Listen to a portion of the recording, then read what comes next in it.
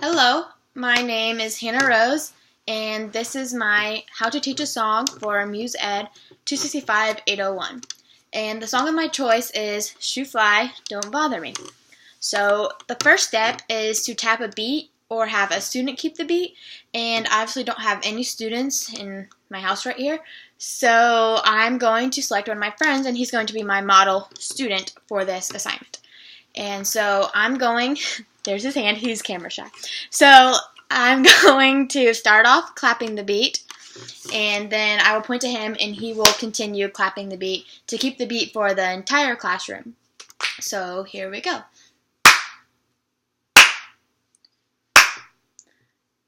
Now he's going to have the beat.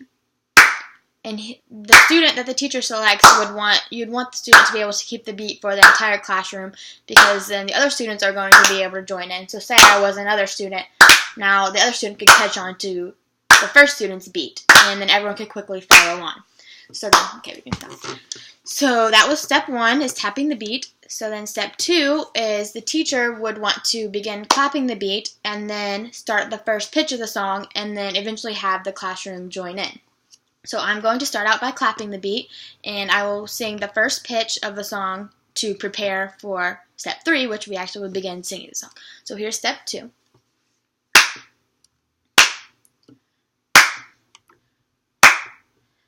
This is the first pitch. 1, 2, ready, and sing. So that was step two. And then step three is teaching the whole song to the classroom.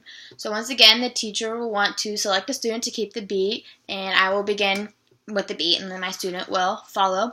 And the student or the teacher will sing the first pitch, and then the teacher will sing the whole entire song to the classroom, because after reading the article, we learned that teaching the whole song to the classroom helps the students grasp and they learn better as a whole rather than breaking the song into parts.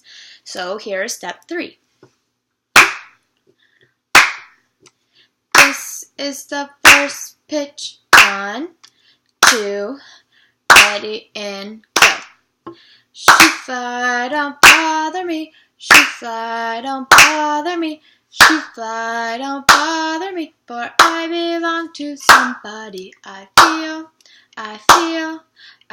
like a morning star. I feel like a morning star. Oh, shoo fly, don't bother me. Shoo fly, don't bother me.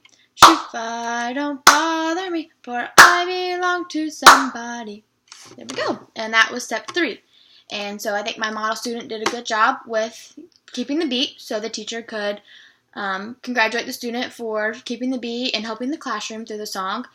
And so now step four, the teacher will want to lead the students through the song. However, this time I'm going to leave out the last word of each phrase and of each verse, and this is called antiphoning. So we're beginning to have the students learn the bits and pieces of the song in order to make it as a whole. So they're going to eventually be able to sing the whole song by themselves, but this is just the leading step up to it.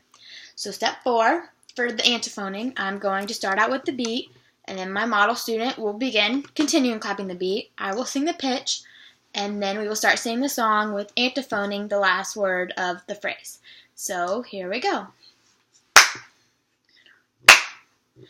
This is the first pitch. 1, 2, ready, and go.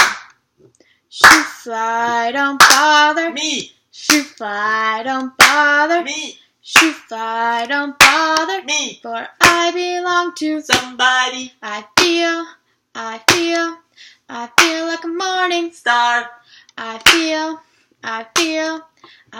like a morning Star. Oh, shoo fly, don't bother Me. Shoo fly, don't bother Me. Shoo fly, don't bother Me. for I belong to Somebody. Very good. So that's how it would work for step three. The student would antiphone the last word of the phrase. And you could also continue and go a little farther with this step.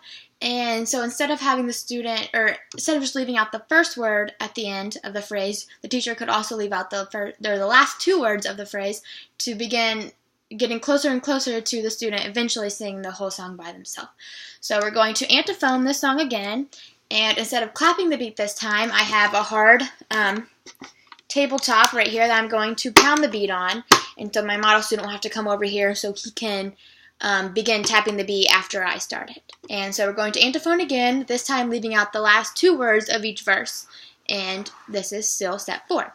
So I will begin with the beat.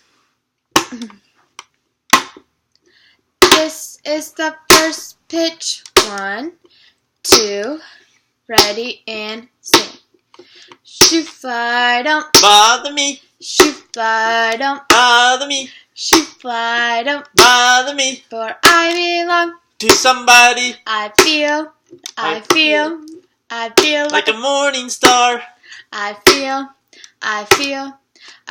like a morning star. Oh, shoot, fly, don't bother me. Shoot, fly, don't bother me. Shoot, fly, don't bother me. For I belong to somebody. Very good.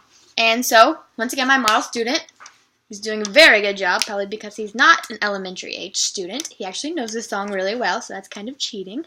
But anyway, if you were in a classroom, the teacher would follow these same steps, and the students would be able to catch on quick due to the antiphoning method of steps 3 and 4.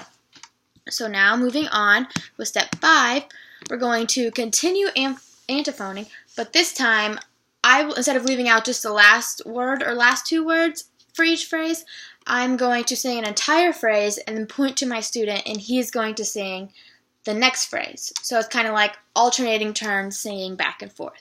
And this is the final step that teachers would usually use before having their classroom sing the entire song as a whole. So here's step 5.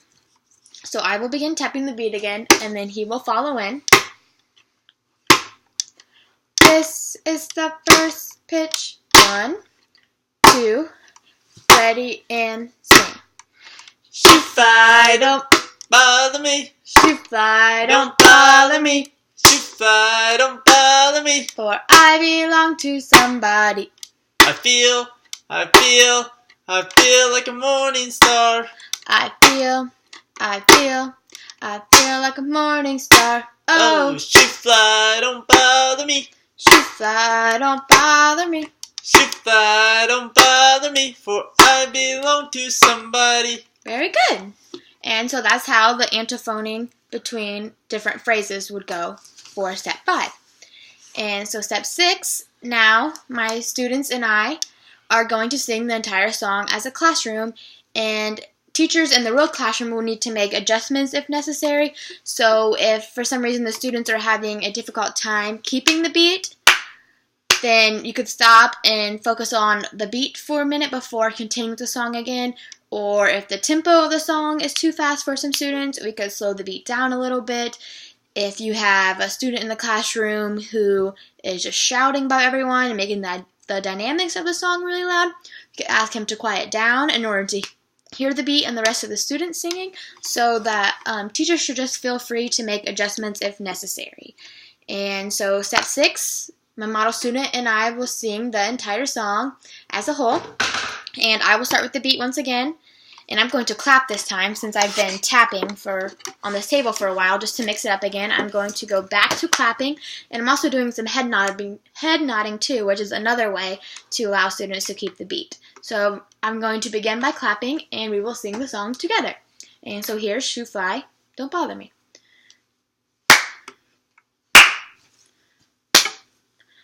This is the first pitch. 1, 2, ready, and sing.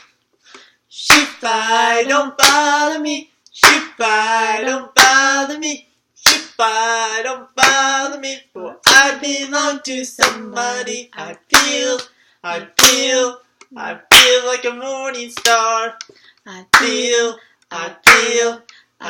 like a morning star. Oh, shoot, fly, don't bother me. Shoot, fly, don't bother me. Shoot, fly, don't bother me. For I belong to somebody. Very good.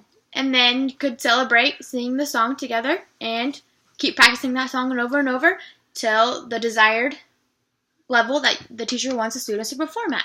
And so that is how you teach a song. And I want to thank my model student for doing a very good job. And I wish he wasn't camera shy so you could see how well he did. But he did a good job. And so that is how you teach a song. Thank you.